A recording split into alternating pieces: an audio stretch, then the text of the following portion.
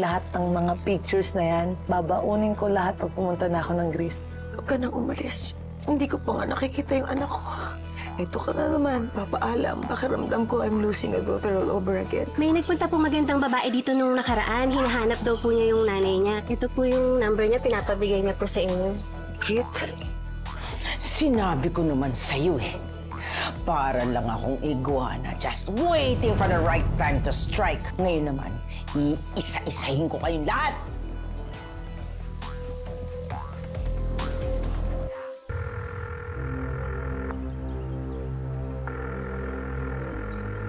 The number you have dialed is either unattended or out of coverage area. Please try your call later. Alam mo na yung bakit hindi makontak. Hindi ko nabanggit kay Ike kung saan dahil na yung bahay. So, paano siya natagba doon? At bakit doon may nahanap ang nanay niya?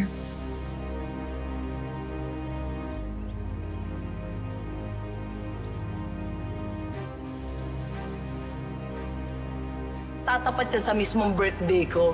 Eddie, happy birthday. Are, thank you. Birthday mo, Ikit? Ay, July 21 din ang birthday mo? apo. Ka-birthday mo pa yung anak ko. Hindi na makataong ginagawa niyo sa akin. You deserve it! Pati ang mga binabalak ninyo kay Ikit. Dahil deserve nyo! Deserve nyo pahirapan mag-ina! Mag-ina? Nay?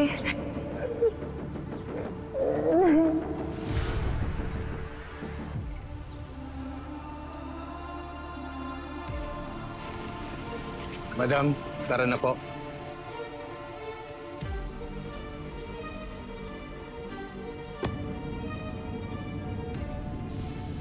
Lord, tama ba ako po?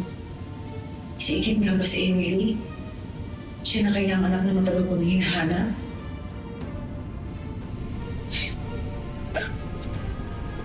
Tara na, puntahan natin si Ikit.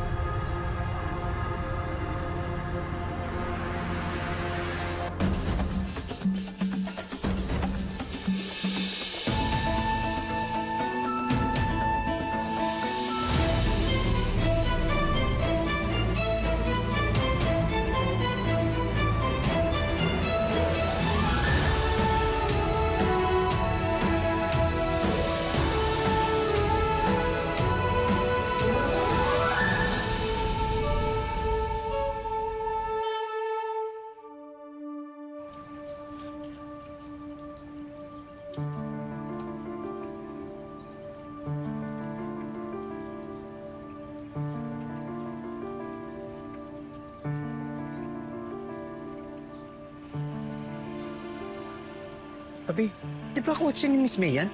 Oo nga, no? Si Miss May nga. Ay, Miss May! Jemalo. Ano po ginagawa niyo dito? Ha? Si Ikit. Ang nakita niyo ba si Ikit? Ah, naku, kakaalis lang po. Nga po. Ngayon po kasi yung flight niya. Nga pala. Nakalimutan ko ngayon ang flight ni Ikit. Okay lang po ba kayo? Parang aligaga po kayo. Ano pong problema? Meron kasi akong gusto na ikumpirma sa kanya. Pero mas maganda kung makakaharap ko siya. Ay, baka maabutan niya po kasi may dadaanan pa daw siya bago siya pumunta ng airport eh. Saan daw? Eh, dadaan daw po muna sa puntod ng tatay niya bago sila umalis. Ay, Babi, tawagan mo nga si Ikit. Ay, o ano? Eh, naka-airplane mode siya, diba? Sabi niya. Ay, oo nga. Si ano na lang, si tatay na lang. Si tatay. Sandali. Oh, eh nasa akin pala yung cellphone ng tatay mo, hindi niya dala. Ay, paano na po? Ano? Eh, saan daw yung sementeryo? Sige na, samahan niyo na kaya si Miss May. Sige na. Samahan niyo na, sige na, para mas madali. Oo. Sige po, Sige po. Oo. Salamat. Ingat. Salamat, Nay. Ano mo? Sige po, Nay.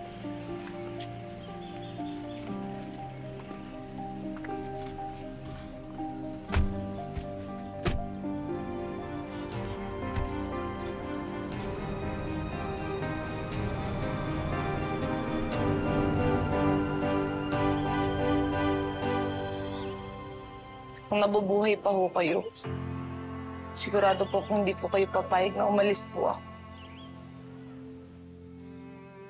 Kasi palagi niyo pong sinasabi sa akin, di ba, walang iwanan. Pero sana tayo, bantayan niyo na lang po ako.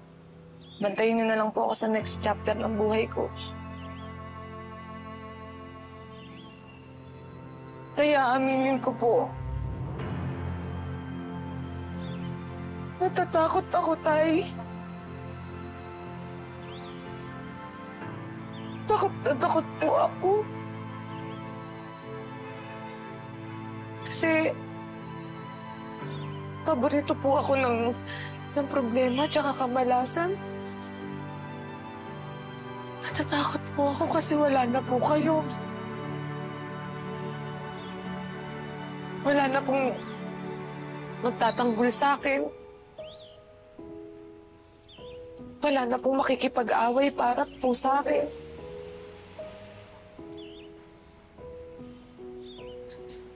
Wala na akong partner. Wala na akong nagpapagaan ng loob ko.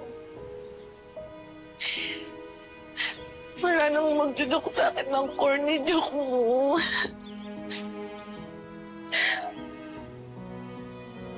Ay, miss na miss ko na ho kayo. Sobra ko ho kayong namimiss na. Sana po nandito kayo bago po ako umalis. Gusto ko po sabihin niyo sa akin na proud po kayo sa akin, Tatay.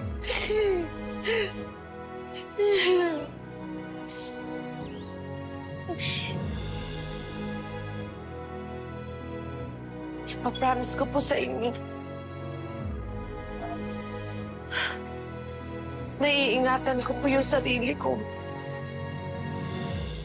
Hindi ko po papabayaan yung sarili ko. Kahit anong problema po ang makaharap ko sa ibang bansa, Tay. Lalabanan ko po. Kasi naniniwala po ako na hindi niyo po ako pinapabayaan. Na lagi lang po kayo nandyan para sa akin.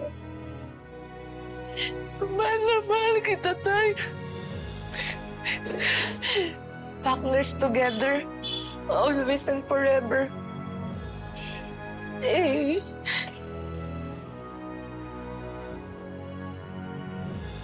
Nung okay lang po ba? Ako na lang po pupunta mag-isa ko sa airport. Kasi po, di ko ho kayang umalis. Lalo na kapag ihatid niyo pa ho ako. Hindi ko po kayang ihatid niyo pa ho ako. Baka hindi ho ako tumuloy. Namimiss ko po kayo, Ninong. Namimiss po kayo, Ninong.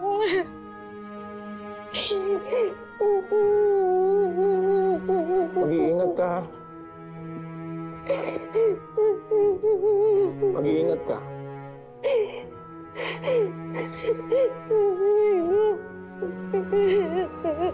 Mag-iingat ka, anak.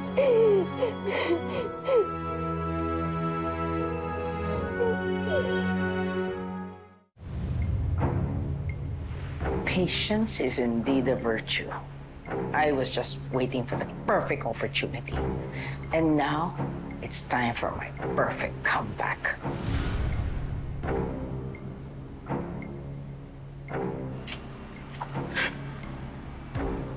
Buti na lang at gising ka na, madam. I hope you still remember me. Of course I do, Dr. David. How could I forget? Ikaw ang pinaka-trusted at loyal na doktor ng late husband ko. Test show na wala namang severe damage or injury sa mga vital organs mo. I'm curious though, bakit may mga naka-assign sa'yong pulis sa labas? Doc, kailangan ko yung tulong mo. Alang-alang sa asawa ko, kailangan sabi mo sa kanila that I am not okay and that I am not a threat. I need time para makagawa ng mga plano ko. And in exchange, you know I will reward you generously. How can I say no? I know exactly what to do. Salamat. Dok, hindi naman po porke kaaway namin si Soraya. Masaya na po kami sa nangyari sa kanya. Kamusta na po ba siya? Well, successful naman ang naging surgery ni Mrs. Sharma. Pero dahil nga sa severity ng traumatic brain injury na nasustain niya, mukhang malabo na siyang makarecover completely at makabalik sa dati.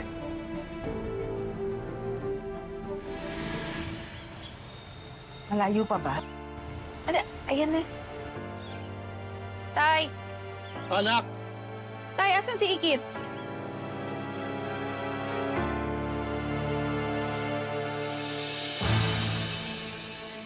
Hindi ako pwede magkamali. Ikaw si Mayumi.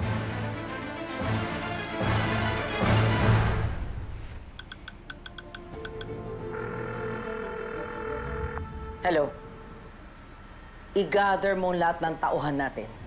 Papuntahin mo sila sa port ngayon din. Doon na tayo magkita-kita. Susunduin ko si Angela at dediretso kami doon to catch the ferry papunta sa Zamboanga.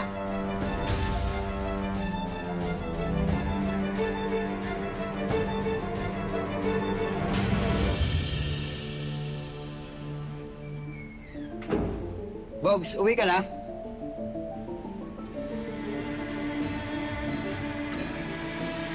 Bakit mo alam yung tunay kong pangalan? Matalik na kaibigan ko si Gani. Pinakita niya sa akin yung mga larawan mo.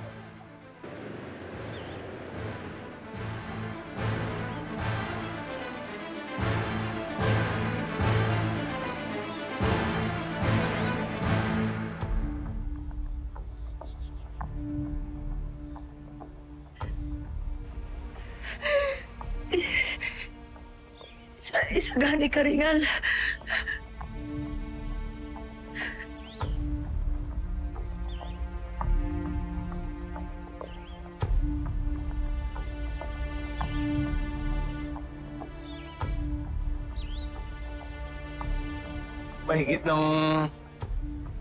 Mahigit isang taon na patay si Paring Gani. Pinatay ng asawa niya si Rika. Nahuli na ako. Hindi na ako nakahingi ng tawad sa kanya.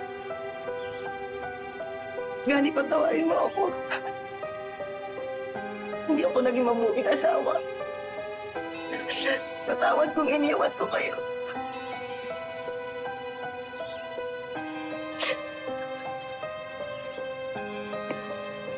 Kung nagpunta dito si Ikit para dalawin ng tatay niya. Ang ibig sabihin? Oo. Anak ni Gani si Ikit. Anak niyo ni Gani si Ikit.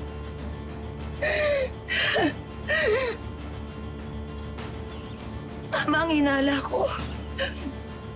Si Emily at si Ikit ay isa. Anak ko si Ikit.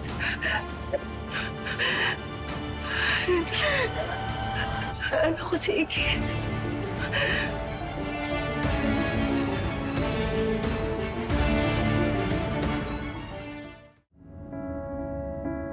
Alam ko malaki ang hinihiling ko sa'yo. Pero kasi, hindi ko pa nga nakikita yung anak ko. Ito ka na naman. Papaalam. Pakiramdam ko I'm losing a daughter all over again. Miss May, alam kong kahit kailan hindi ko mapapalitan si Emily sa puso niyo. Kaya ang palagi kong dasal na sana mahanap niyo na po yung anak niyo. Dahil wala naman po akong ibang gusto kundi maging masaya lang kayo. Hanggang sa muli nating pagkikita, Miss May.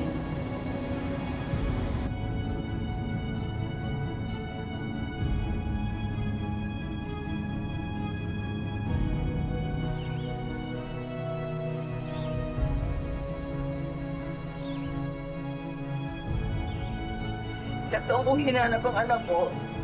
May mga nanloko. At nagsamantala sa paghahanap ko sa kanya. Matagal ko na palang nakakasalamuha ang anak ko. Baka po may magawa po ako para po mapagaan ko yung loob niyo. Sapat na sa akin po, Ikit. Siguro nga may dahilan kung bakit tayo nagkakilala. Miss May, pwede po ba ako mag-request sa inyo?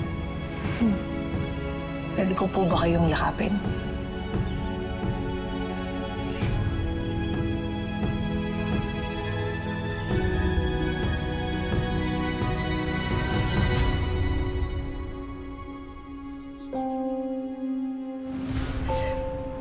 Hanap ko na pala si Emily.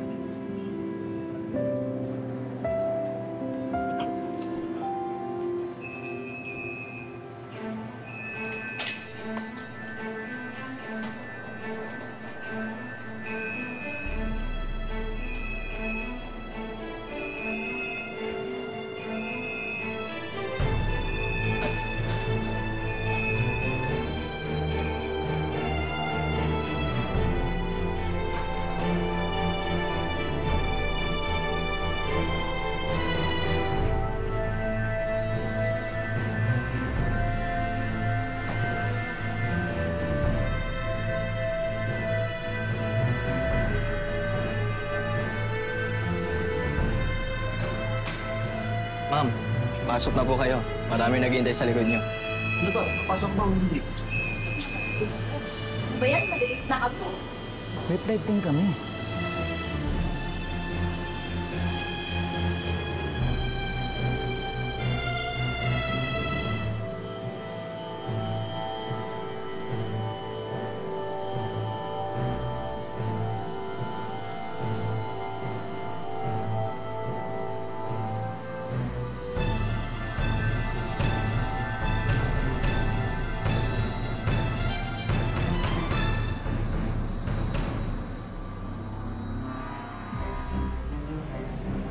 Si Emily, si Ikit, saan nanggaling yung pangalan na Marikit?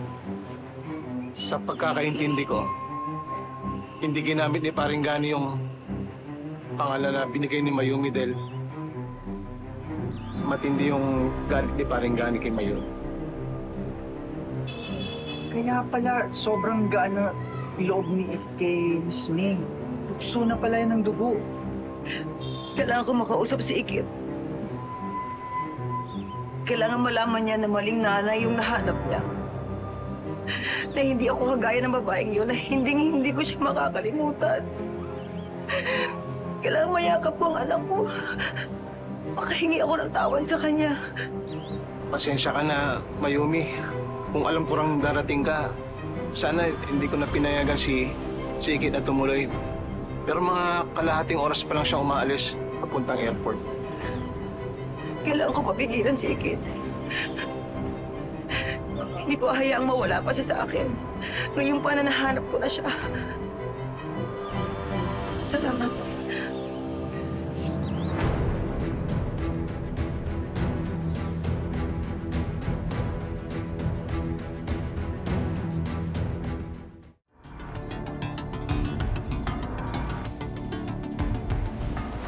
Officer Perez? Yes, sir. How's it going?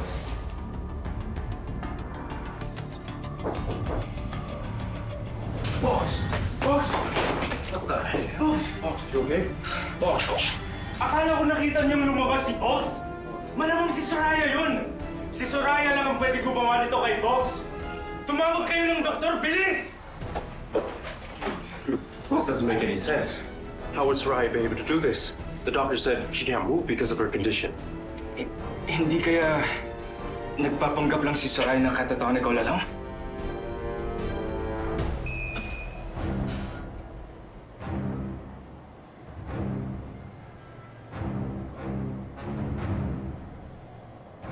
May sana kayo na lang po naging nanay ko. Boss. Boss. Take it easy, boss. Wait. Huwag ka munang magsalita. Hintayin natin yung doktor. Boss. Hindi. Alam ko kung saan si Soraya. Where'd she go, boss? Sa port area. Tatakas siya gamit ng bangka. Okay, relax, boss. Wait lang Just hang in there. Yeah. Ako na lang yung kukontak kay Colonel Molina, okay? Parang may mag-aabang na police sa port area. Alright. I'll call Mom and if Soraya's out there, they can get her. Okay, let's go.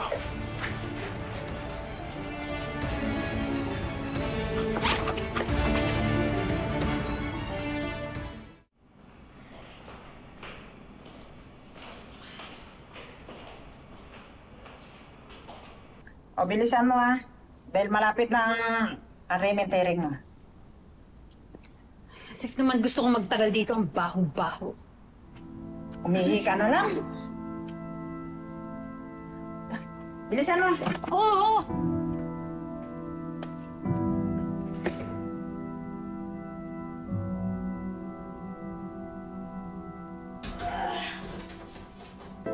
Ma'am? Ma'am, ano yun?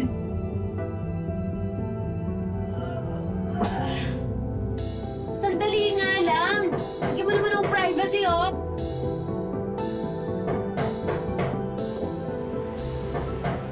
Ma'am, ano ba problema mo, ha? Surprise, my dear niece. Tita.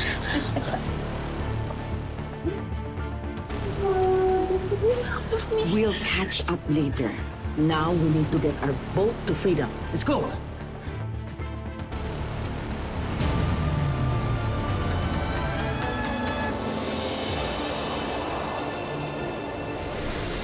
Igit, nakita ko na yung anak ko.